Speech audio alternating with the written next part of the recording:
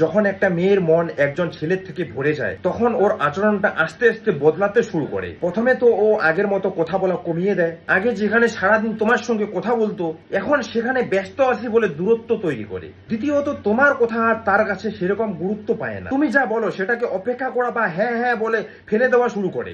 আমি একটু ব্যস্ত আছি বা ঘুম পাচ্ছে আমার ইত্যাদি ইত্যাদি কথা বলে তোমাকে এড়িয়ে চলে। এই সময়টায় তুমি বোঝার চেষ্টা করো ওর ভালোবাসা ফিকে হয়ে গেছে। এখন তুমি ওর পছন্দের মানুষ নও, হয়তো তোমার জায়গাটা অন্য কেউ নিয়ে নিয়েছে। ও এমন পরিস্থিতি তৈরি করবে যাতে তোমার নিজের মনে অপরাধ বোধ জন্মায়, মনে হবে হয়তো তোমারই ভুল, কিন্তু আসলে তা নয়। ও এখন সেই আগের মানুষটা নেই যে একসময় তোমায় ভালোবাসতো, তোমার কষ্টে সে কষ্ট পেত।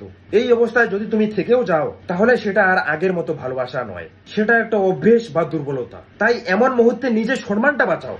ভালোবাসা তখনই সত্যি যখন দুজনের মধ্যে সমান অনুভূতি থাকে। আর যদি একতরফা হয়ে যায় তাহলে চুপচাপ সরে যাও, কারণ তোমার যে সেলফ রেসপেক্ট আছে সেটা ভালোবাসার থেকেও বড় জিনিস। কথাগুলো বুঝতে না পারলে রিলটা সেভ করো, শেয়ার করো তোমার সেই বন্ধুকে, আর ফলো করো আমাকে।